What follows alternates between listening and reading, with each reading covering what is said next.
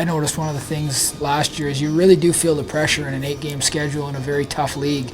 Every game's important. You're trying to get a home playoff game, and you can you really feel the tension.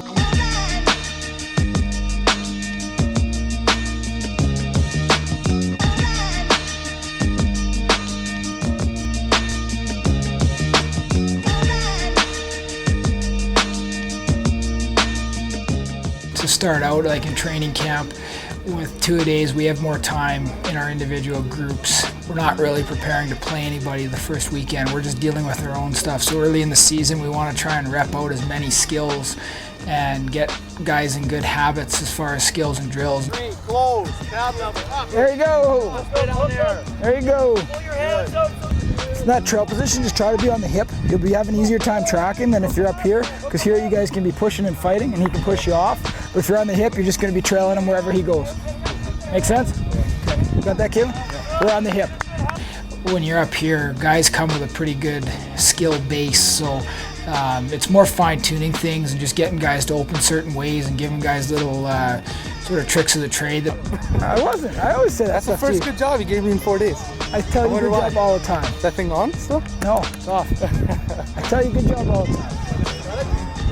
You're high maintenance, eh? Once you have an opponent to prepare for, then you can start to, we started getting ready for Manitoba, so the practices changed at the beginning. We go more into team stuff. Usually each week we're trying to, number one, prepare as a team for the opponent, but two, anytime we are doing drills, we try to make them as applicable as possible. You'd only likely play a quarter. You got other guys battling for spots that got to be given a chance to play, right? I'd like to start getting into one-on-ones and scaling rather than just UBC week like I'd like to have. It'd be nice if I got cleared tomorrow and have Tuesday, Wednesday, Thursday for practices. Well, that's what we're hoping for. I mean, some guys aren't going to play probably more than a quarter. Other guys are going to play the whole game. They're fighting for jobs and they're fighting for spots on special teams. And there's some guys, I mean, it's one thing to be a good practice player, but there's another thing to be able to show up on game day, and that's what we need to see from some guys. Something that I believe in is having competition. When we go recruiting in the off-season, we don't ever promise anybody, say, hey, you come in here, you're going to start at corner or half or safety or whatever. I mean, we say you can come in and you can compete for a spot. He's going to pass that to you. He should probably get off at about 12. Okay. You see 16, come down hard. And then just be able to make a play at the ball. Yeah. You know what I mean? Yeah. Like you can get underneath it and get a pick if they were to throw it. Yeah. Basically, come Sunday, we should be prepared with our Group 1 guys to play UBC the following week. And I mean, that might change from week to week based on practice and based on what we see in games. But I think the exhibition game is a positive to see how some guys compete. That was double eagle, right? I got double eagle 34 cut. Is that double eagle? Sigorski's distracted.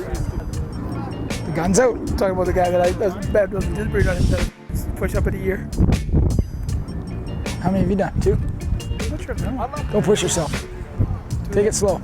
I work with Darcy outside of here, and Darcy was my fitness instructor out here at the police college, so just from outside of football, I had a real respect for Darcy's teaching abilities.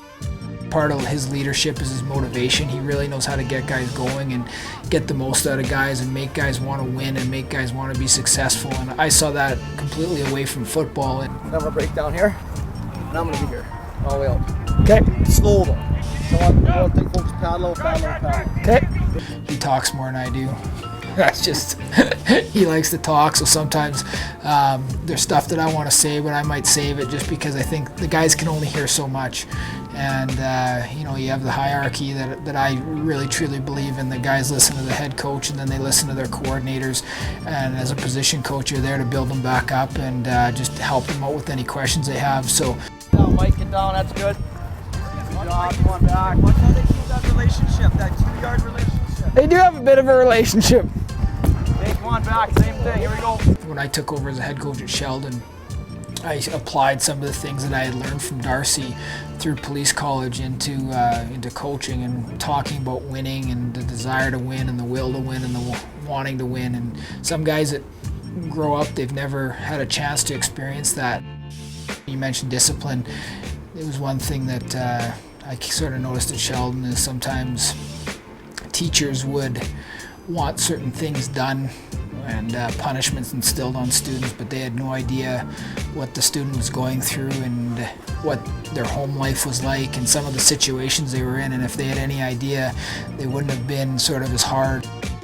I knew a lot about the students that I was coaching and what their lives were like outside football, so I think sometimes people might be a little quick to judge guys as opposed to finding out what the real story is. Well, ultimately our goal is to win the Vanier Cup, and I think my personal opinion is that you got to know the goal, but there's a lot of steps that go into that process, and it's not going to be easy. We're not winning a Vanier Cup tomorrow, so you got to have a lot of smaller goals along the way, and I think from my point of view the most important goal that comes along with that is to get better every week. So one last thing, the only thing harder than two-a-days I think is having your season end early, and that has a lot to do with how hard you guys have worked coming into the season, the work you guys did to prepare, and how strong and fast and in shape you guys had to be to come to camp.